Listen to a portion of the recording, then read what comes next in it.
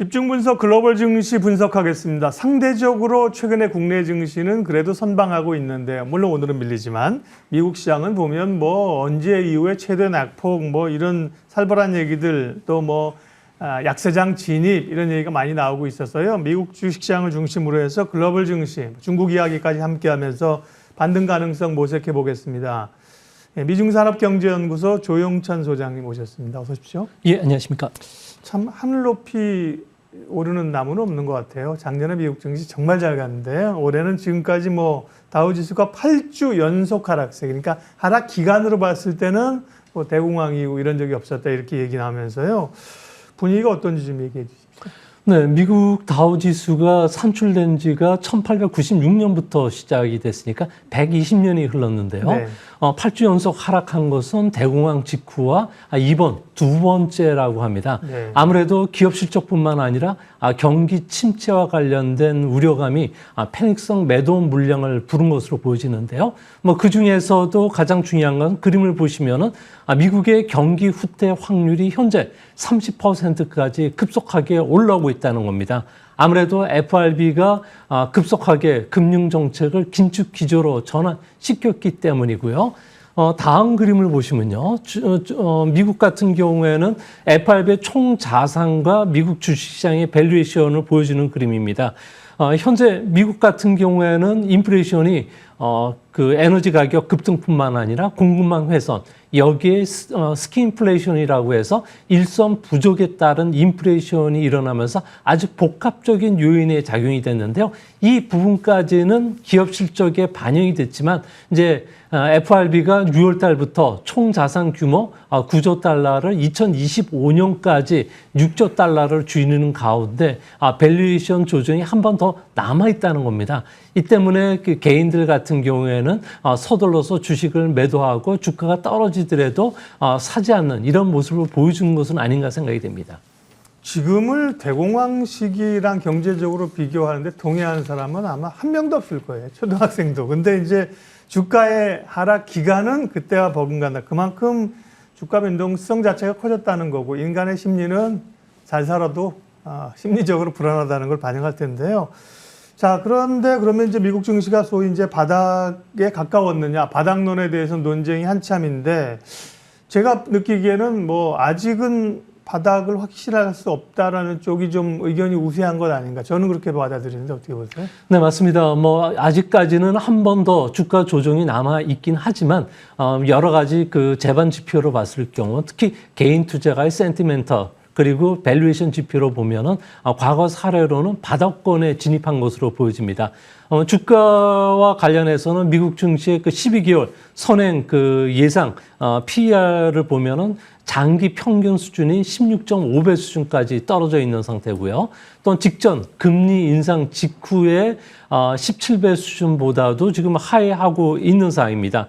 또 한 가지는 현재 개인 투자가들의 센티멘털 지표를 본다면은 현재 지표는 2009년 리먼 쇼크 이후에 바닥권 수준까지 떨어졌기 때문에 개인들의 공포 심리가 극심하다는 것을 알려주게 되는데요.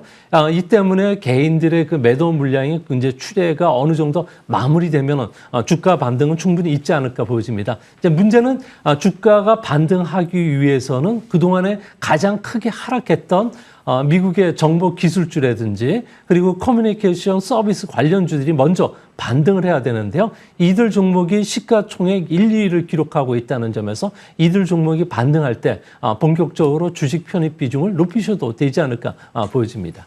CNN에서 탐욕과 공포지수라는 거를 이제 매일 산정을 하는데요. 네, 지금 어제 제가 본 건 11이고요. 최근에 8, 9 여기서 또 100까지인데 그죠? 그만큼 이제 심리가 이제 공포 구간에 가 있는 거죠. 네. 근데 이제 어느 정도의 반등은 나올 수 있지만 이게 결국은 이제 경기 침체로 가게 되면 어떻게 될 거냐는 우려가 계속 그동안에도 있었는데요. 구리값이 좀 빠지면서 경기 선행 지표잖아요. 구리가 불안감들이 좀 높아진다고요? 네, 그렇습니다. 아무래도 그 투자가들이 볼 때는 탄광의 카나리아 역할을 해주죠. 경기 후퇴와 관련해서 가장 먼저 알려주는 지표가 구리 가격인데요. 네. 구리 가격 같은 경우에는 현재 급속도로 좀 하락하고 있는 모습을 보여줍니다. 아무래도 9,000달러 그 초반까지 지금 떨어져 있는데요. 안전자산인 금과의 그 상대 가격을 보여주는 구리금 상대 가격 같은 경우에는 4월 달 이후에 계속 하락 추세에 들어서고 있는 상황이고요. 또 구리나 알루미늄, 니켈과 같은 산업용 금속 지수도 지금 떨어지고 있는 상황입니다. 이 때문에 앞으로 그 세계의 경기와 관련해서 회복이 더딜 것이라고 시장이 판단하는 건데요. 그 근거는 전 세계 성장 엔진인 중국이 락다운에 따라서 주택뿐만 아니라 산업용 금속 소재 그 수요가 크게 줄고 있기 때문에 그렇다고 그럽니다. 중국 같은 경우는 제로 코로나 정책을 완화시켰을 경우에는 아무래도 100만 명 이상의 사망자가 발생할 수가 있는 거고요. 또한 규제를 또 강화시켰을 경우에는 세계 경제에 악영향을 끼칠 수가 있기 때문에 세계 경제가 회복이 되기 위해서는 중국의 락다운 정책이 이제 끝나야 되지 않나 이렇게 보여집니다. 네. 중국 얘기 넘어가기 전에 그러면 미국 증시 얘기 잠깐만 정리하게 가면 뭐 충분히 바닥 권역에 있는 거는 언제든 간에 반등이 나올 수 있는 국면에 있는 거는 맞다. 그 정도 정리하면 되겠습니까? 네, 그렇습니다. 네. 뭐 바닥권에 와 있고요. 네. 그 이제 하나 둘 그 강한 기술적 반등을 네. 그 추구하는 모습을 보여주는데요. 아무래도 중장기적으로 주식 편입 비중을 높이기 위해서는 네. 다양한 여러 가지 그 경기 회복이라든지 그리고 악재가 반영이 돼야 되는데 이 부분과 관련해서 개인뿐만 아니라 기관들이 신뢰를 할 수가 없기 때문에 현재는 불안한 국면으로 보시고 단기간 변동성이 확대되는 국면으로 보시는 게 맞을 것으로 판단이 됩니다. 네. 세계 경제의 금융의 중심이죠. 네. 미국 얘기 마쳤고요. 중국 얘기 넘어가겠습니다. 지난 금요일 날 전격적으로 이제 중국은 금리를 인하했습니다. 실질적인 기준금리격이라는 금리를 인하했습니다. 경기 회복을 꾀하기 위한 걸 텐데요. 중국 상황은요? 네, 중국 같은 경우는 전격적인 금리 인하를 시킨 것은 현재 중국에서는 41개 도시 2억 9천만 명이 락다운이 되면서 경제 활동을 지금 멈춘 상태라고 합니다. 아무래도 코로나 확산이 계속 진행이 되고 있고요. 또 외출 시에는 엄격한 행동 통제가 있다고 합니다. 보통 이제 위챗의 그 헬로 코드라는 프로그램을 항상 실행을 하는데요. 뭐 슈퍼나 식당 그리고 공공교통 시설을 이용할 때마다 이것을 그 찍고 여기에서 종소리가 난다든지 그 다음에 그 지나가라는 음성 메시지가 나와야지만 통과가 가능하다고 합니다. 이 때문에 2분기 GDP 성장률은 이로 인해서 그 마이너스까지 떨어질 수 있다는 경고음이 일어나고 있고요. 또 4월 소매 판매 같은 경우에는 전년 동월 대비 무려 11%나 감소를 했습니다. 이 때문에 골드만삭스나 시티은행 그리고 S&P 글로벌 같은 경우에는 올해 중국의 성장률을 4%대까지 하향 조정을 했고요. 아무래도 코로나와 관련된 그 규제가 계속이 된다면은 이것보다 더 하향 조정된 3%대까지 떨어질 가능성도 있다는 점도 명심해 주시기 바랍니다. 네, 2분기 성장률은 뭐 일시적으로 마이너스가 나올 수도 있다는 거고요. 연간으로 보면 중국 성장률 목표치가 5.5%라 그랬잖아요. 예, 5.5% 예. 안팎입니다. 근데 이제 주요 기관들이 중국의 올해 성장률을 낮추고 노무라가 3.8%까지 얼마 전에 전망을 해서 3% 하락 가능성도 점쳐집니다. 소장님은요? 네, 중국이 4% 성장을 달성하기 위해서는 코로나가 완전히 박멸이 돼야 되고요. 또 부동산 시장이 반등을 해야 됩니다. 이뿐만 아니라 대규모 인프라 투자가 일어나야 되는데요. 이제 불행히도 이 모든 게 실행이 조금 어렵지 않나 보여집니다. 이같이 보는 근거는 중국에서 현재 정쟁이 지금 발생을 하고 있는데요. 경기 위축을 도화선으로 해서 시진핑을 중심으로 한 경기 개혁파, 온건파들이 득세를 하고 있고요.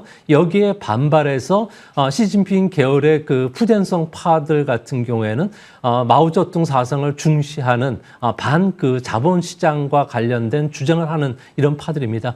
이들의 경쟁이 격화되면서 중국 안에서는 4천만 공무원들뿐만 아니라 200만 국유 기업들이 투자나 신규 사업을 중단한 상태고요. 이 때문에 중국에서는 주택 판매 같은 경우에도 현재 급속도로 좀 감소하면서 4월달 아파트 판매 면적 같은 경우에는 무려 42%나 감소했습니다. 이 때문에 중국에서는 그 아파트나 토지 같은 사용권을 매각을 해서 매각 수입을 가지고 지방 정부의 인프라 투자 재원을 쓰는데 토지 매각 그 수입도 30% 넘게 급감을 했는데요. 이 때문에 인프라 사업뿐만 아니라 중국에서는 공무원들에게 절약 대호령이 떨어졌다고 합니다. PC와 같은 사무용품을 사지 말라. 그리고 바깥에 나가서 접대비를 사용하지 말라고 할 정도로 상황이 상당히 안 좋다고 합니다. 이런 부분들이 앞으로 중국 경제의 그 발목을 잡을 가능성이 있지 않나 이렇게 보여집니다. 네. 중국 얘기하면 이제 우리하고의 관계를 얘기를 해야 되는데요. 한미 정상회담을 계기로 우리가 인도 태평양 경제 프레임워크 IPEF에 이제 참여하기로 했지요. 그 과정이 진행 중인데 IPEF는 FTA는 아닙니다. FTA하고는 경제적으로 어떤 측면이 좀 다른 점이 있는지, 그 다음에 우리 정부가 중국의 이 우려 무역 보복 가능성에도 불구하고 적극적으로 여기에 참여하는 이유는 어디 있는 겁니까? 함께 말씀해 주시죠. 네, 인도태평양 경제통상협의체로 해석이 되는데요. 어제부터 이제 본격적으로 이제 발족이 됐습니다. 네. 이제 앞으로 18개월간 기나긴 실무 협상을 하고서 법적 구속력을 갖게 할 예정으로 있는데요. FTA 같은 경우에는 양자 간의 어그리먼트, 그러니까 조약상의 협정에 해당이 됩니다. 국회의 비준이 필요하지만 이번 협의체 같은 경우에는 국회 비준이 필요로 없다는 겁니다. 아무래도 그 세금 인하와 같이 시장 개방과 관련된 부분들이 빠져 있기 때문에 그런데요. 이제 앞으로 중요한 것은 중국을 제외한 새로운 공급망 구축에 본격적으로 13개국이 참여하고 더 많은 나라들이 참여함으로 인해서 앞으로 가치를 공유하고 그리고 시장 경제를 주창하는 국가들 간의 단합, 그리고 또 새로운 기술과 관련된 디지털 벽이 좀 더 중국을 대상으로 해서 높아지면서 공급망 구축 개혁의 속도를 낼 가능성이 큰데요. 이렇게 되면 새로운 공급망 구축 가운데 우리 기업들의 시장도 확대될 가능성이 크다는 점에서 우리 경제에는 큰 호재로 작용할 것으로 보여집니다. 네.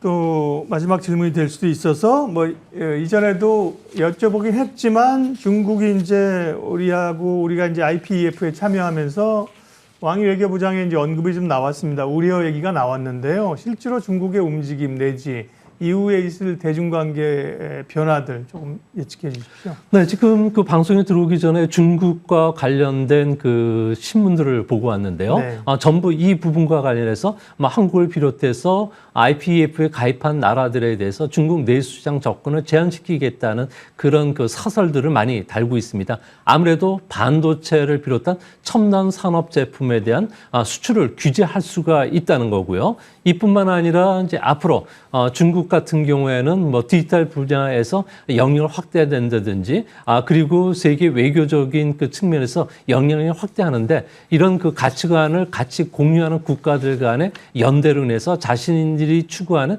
기술 표준화 작업에도 차질이 빚어질 가능성이 크다는 점에서 앞으로 요수수 사태처럼 우리가 중국에 의존하고 있는 품목에 대해서 그러니까 소위 말해서 80% 이상 수입 점유율을 갖고 있는 중국산 제품이 1,850개 정도가 되니까 소재나 부품 중에서 일부를 제한할 가능성이 있고요. 이뿐만 아니라 불매 운동과 같은 비관세 장벽을 이용한다든지 한한령을 넘어서 금한령을 실시할 가능성이 있고요. 2025년에 만기가 돌아올 예정으로 있는 590억 달러 규모의 한중 통화 수화포 협상도 거절할 가능성도 있다는 점도 염두에 두시기 바랍니다. 예, 사드 때와는 다를 거라는 말씀들도 하십니다만 다르겠죠. 그러나 또 사실 걱정이 되는 것도 사실입니다. 그 문제는 추후에 이제 변화들이 좀 나오면 분석을 하겠습니다.